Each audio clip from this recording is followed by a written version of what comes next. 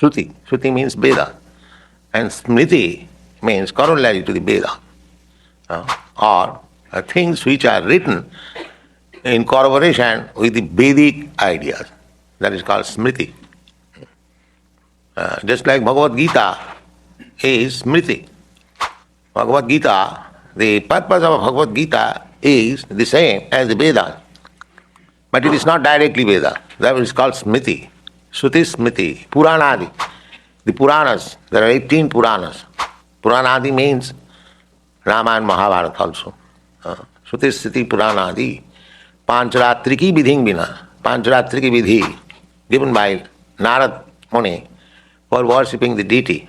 We are worshipping the deity under the Panchratriki vidhi. So Rupa Goswami says that any devotional service which has no reference with Shruti, Smriti, Puran, Pancha, that is simply disturbance.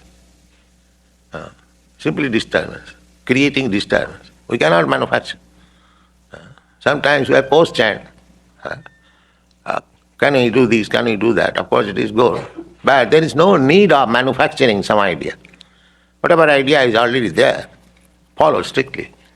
Please like, share, comment, and subscribe to our channel for the service of the Lord. Thank you.